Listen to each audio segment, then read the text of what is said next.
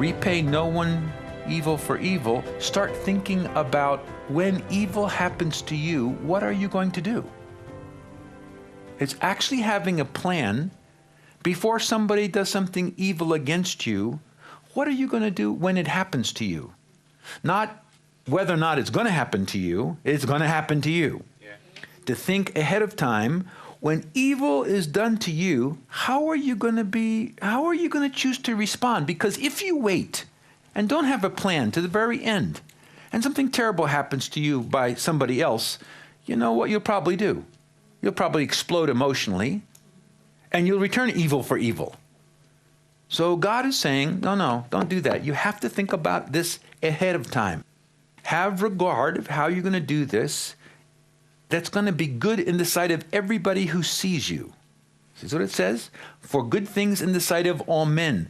That is, when people see you being terribly mistreated, and then they watch how you respond. And if you respond the way this text says, by not being overcome by evil, but overcome evil with good, every single person who sees you will say, oh my goodness, look at that. That's something like what Jesus would have done. So do you have a plan? What you're going to do when somebody traumatizes you in a wicked way and you're innocent? He's saying, have a plan.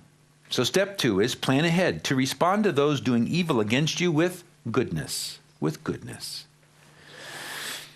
Now step number 3, look at that verse. Beloved, do not avenge yourself.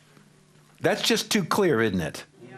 Step 3, never seek vengeance yourself against anyone, anytime, for anything.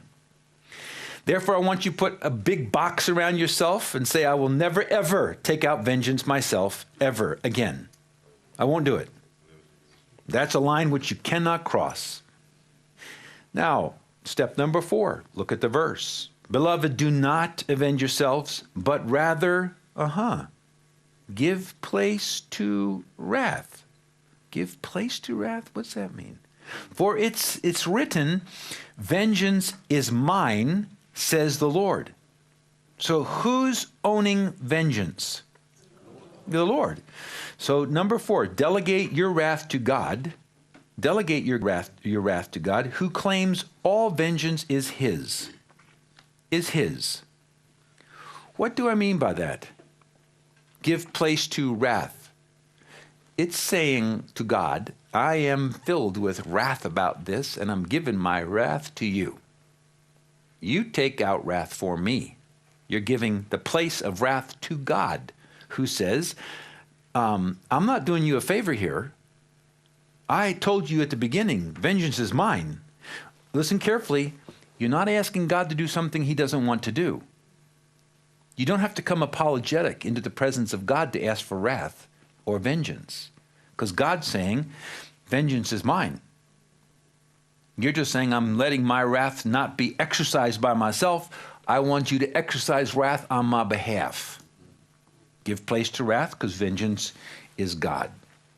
Step number 5. This is the star one I want you not to miss. Star this one. God says, vengeance is mine, I will repay. This is the part that people don't understand. Yeah. We don't really believe God will take out vengeance. How much vengeance? So much so that if I saw what God did, I would say to God, that's enough. That's enough. Wait, that's enough. So believe God keeps his promises, taking out vengeance for you. In that same course on God's answer to AIDS, I did something very risky. I didn't know if it would work or not, but I wanted to use it as a teaching moment. And the audience was set up like this on the slant, and there was a mixed audience of black and white and coloreds from different races were there. And I wanted to make an extreme, and I took a risk. And I picked out a very beautiful white lady with blonde hair. And I picked her out and I brought her up here and I said, let's say, for instance, that she is running one morning through the park. And a man is hiding behind the bushes. And I picked out another man that looked rough, big. And I pulled him down and I said, he's right here. And he comes and he knocks her down, pulls her behind the trees and molests her and rapes her. He hates whites because of what happened in the past. And she contracts AIDS. And she's dying. And she says to God, take out vengeance for me. And God says, okay, I want you to watch. And then I said, let me be an angel of God's wrath for a moment. And I asked this man, who obviously was innocent and hadn't done anything, to turn around. And I said, if I was an angel, and I picked up a whip, big whip with barbs at the end, and I started beating this man in the air as if I was. And I beat him harder and harder. I mean, I was really doing it in front of everyone. Obviously, I didn't have a whip, but it certainly felt that way. And I kept watching the blonde lady, and she screamed, it's enough! It's enough! Stop! And I said, that's what vengeance is. I will pay, I will repay. So if you see it, because someday you will see it, you will say, God was just. Oh, wait. God was just. He made it right. And until you believe he makes it right, you'll never let vengeance leave your heart, because you'll think God won't do it enough. The truth of it is, I will repay, and I am just, and I know everything about what happened and why it happened, and when I exercise my justice on that man, you're going to agree with me. That's why you can let it go. Look at the next passage. This is what I showed that girl that was raped. 1 Thessalonians chapter 4. For this is the will of God, your sanctification, that you should abstain from sexual immorality. This is about fornication, adultery, rape, all these things. That each one of you should know how to possess his own vessel. That's your own body, your physical part. In sanctification and honor, not in passion of lust like the people who don't know God. Now here is the part. That no one should take advantage of and defraud his brother. I don't mean a boy here or a relative. It's another human being. That no one should take advantage of and defraud a person with sexual immorality. Why not? Because the Lord is the avenger of all such, as we also forewarned you and testified. What is God saying? If you commit sexual immorality and overthrow and defraud another person, I myself, God, the Father, will come after you, and I will avenge on you what you did to that person. And there's no exception. None. There's two sins that God has no tolerance for. You now know what they are. The sin of unforgiveness and the sin of taking advantage sexually over another person. God personally gets involved. I deliver you to be tortured, and I myself will avenge you on that person. I said to that girl, if you saw what God is going to do to those 4 men, you will say it's enough. God said, I will repay. Now, the next part of this passage is confusing until this moment. Look what the passage says in verse number 20. Therefore, what do you mean therefore? Because of what I just told you, if your enemy is hungry, feed him. If he's thirsty, give him a drink. For in so doing, you will heap coals of fire on his head. What on earth is that all about? Okay, why don't we forgive? We want vengeance. So what happens if we say, I'm giving place to my godly desire for vengeance? My godly desire. I want vengeance. And you give that wrath to God, and God says, vengeance is mine, and I will make it right. And if you believe what he said, I will take care of this to your satisfaction, then do you still need to have vengeance?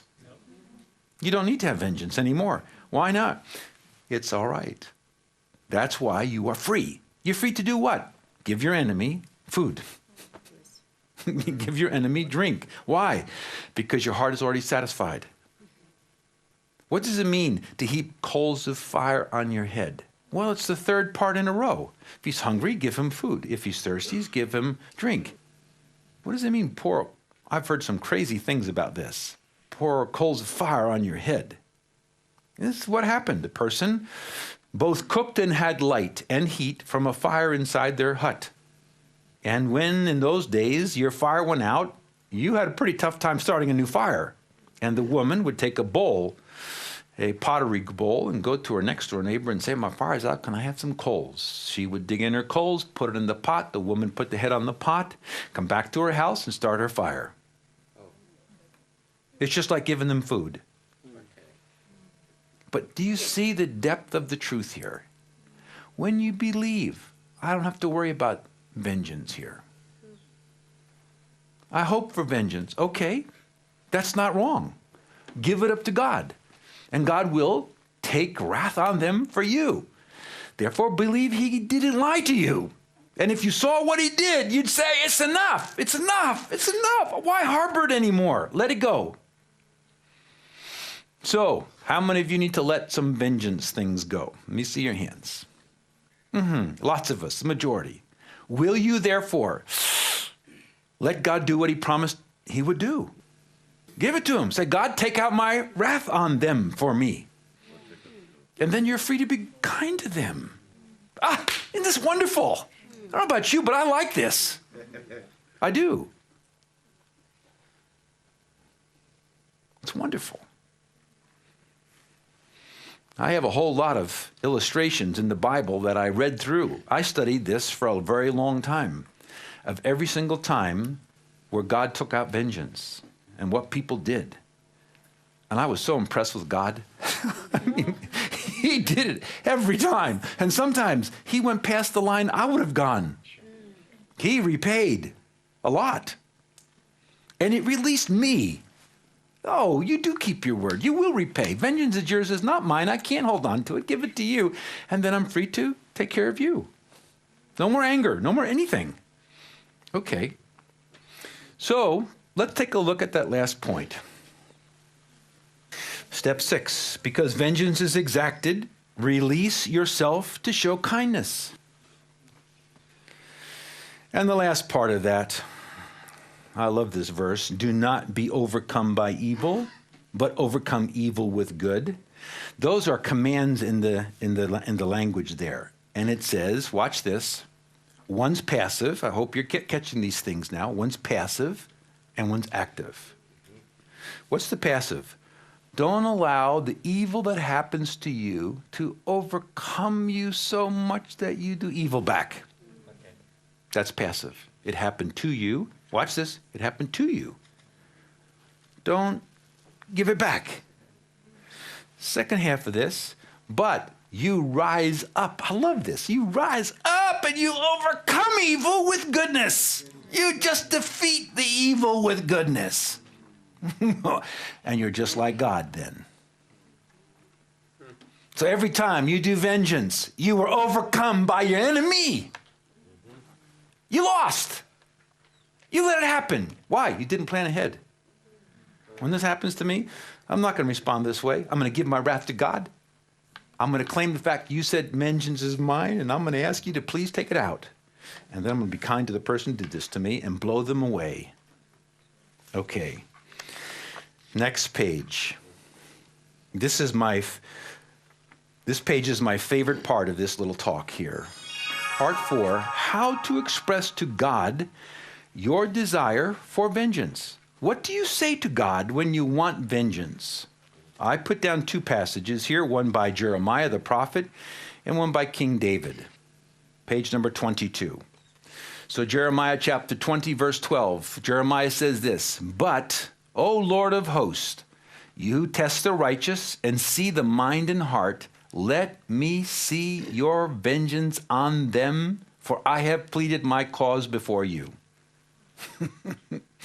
You know what Jeremiah wanted? He wanted to see the vengeance happen himself. Now David, King David, had a friend that turned into be his enemy named King Saul. And you remember King Saul tried to murder him and chased him all over the place for a long time. And David got more and more sick of it, and rightfully so. And what he says in 1 Samuel 24 is remarkable. He's now talking across the valley to King Saul. And he had snuck into his camp, and instead of killing King Saul, he cut a corner of his robe off to show that he had been there and hadn't killed him. Moreover, my father, talking to Saul, see the corner of your robe in my hand, for in that I cut off the corner of your robe and did not kill you, because I could have. Know and see that there is neither evil nor rebellion in my hand, and I have not sinned against you. Yet you hunt my life to take it. Now look at what he said. Let the Lord judge between me and you, and let the Lord avenge me on you. Oh, man, the whole army's hearing this. But my hand shall not be against you. Therefore, let the Lord be judge, and judge between you and me, and see and plead my case, and deliver me out of your hand. What's David asking for? Vengeance. And you know what he's saying? I will not take out vengeance on you, Saul. Even though you repeatedly try to seek to kill me, I will not do it. This person, King David, is the best person I know in the Bible that had to repeatedly do the same thing of not taking out vengeance. He's a model. Now I want you to sit back for a minute, and I want you to open your heart to something that's going to surprise you. You've been learning a lot today. And I'm going to switch the circle a little bit. Even though you know that vengeance isn't wicked or evil, it's godly.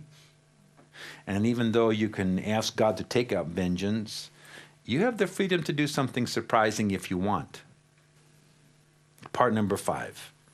Consider extending mercy instead of vengeance. Okay. I have Jesus Christ, Stephen, the Apostle Paul, and Solomon.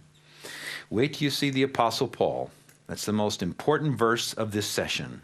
Jesus Christ said, and when they had come to the place called Calvary, there they crucified him and the criminals, one on the right hand and one on the left. Then Jesus said, Father, forgive them, for they do not know what they do. What's Jesus asking God to do? Forgive. And if he forgives, he's also stopping the vengeance. Okay. Number 2, Stephen. And they stoned Stephen as he was calling on God, saying, Lord Jesus, receive my spirit. Then he knelt down and cried with a loud voice, Lord, do not charge them with this sin. What's he saying? No vengeance. You see, a human being has the freedom to negotiate with the judge, because you have the one who was wronged. Now, in the next passage with Paul, look up here for a minute.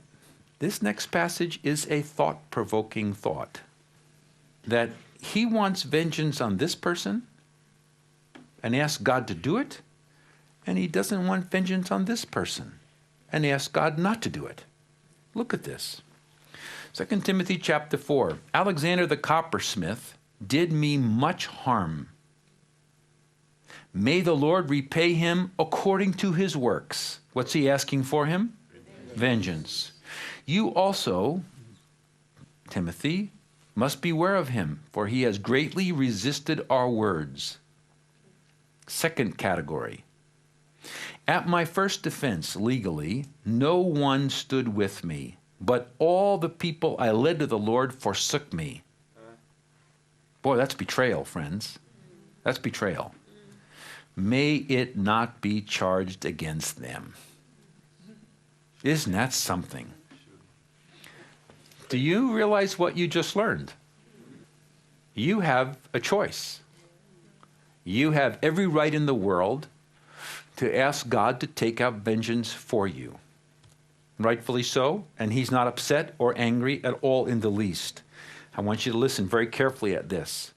And you also have the freedom to say to God, I hereby officially request that you do not take out vengeance on my behalf with this person. Okay. I want to ask you the hard question. Which is the better of the two choices? It's a hard question. Which is the better of the two choices? Answer, there is not a better choice. Because, let me prove it to you, the desire for vengeance is godly. It is righteous. It is not one shred less than righteous. You cannot think it's less than saying let him off the hook. It's not. It's completely godlike.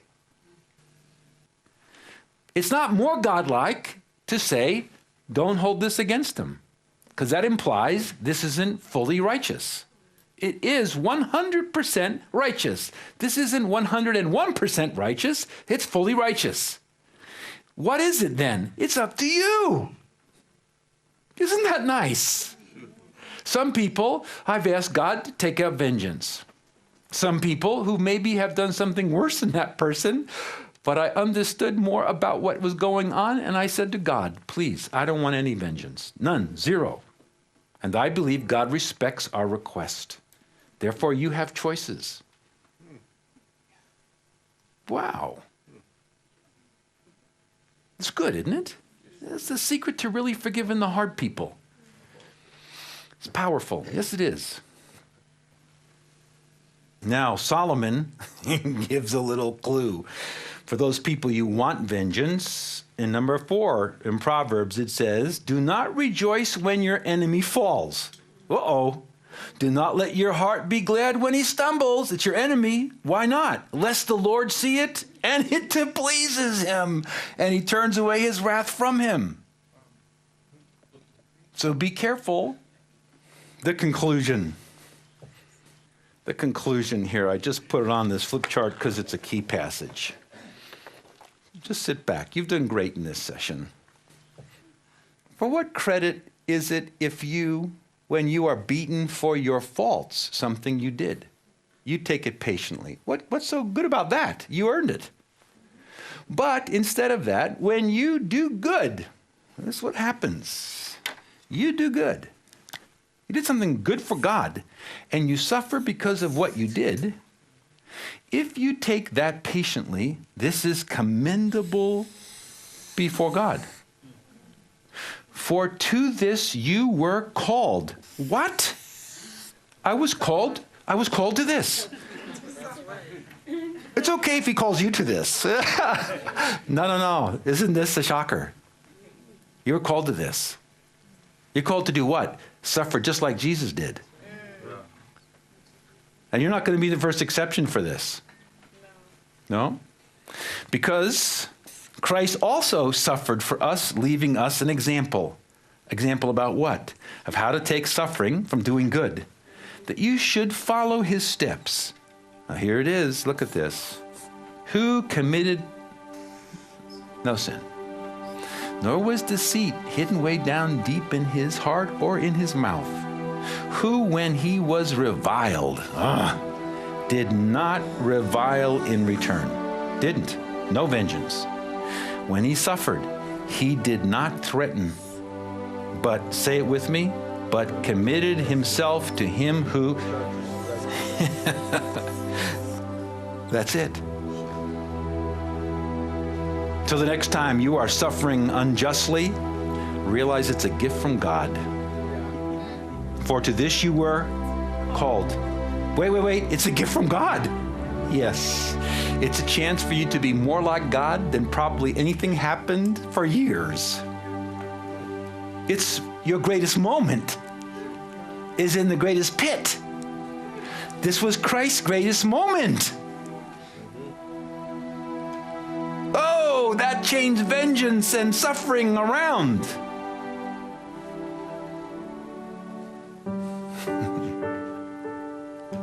Take anybody that you've had vengeance and let it go right now. Just let it go. Out of your heart. Come on, open it up. Let it go. And decide, I want vengeance. I don't want vengeance. You free? Good.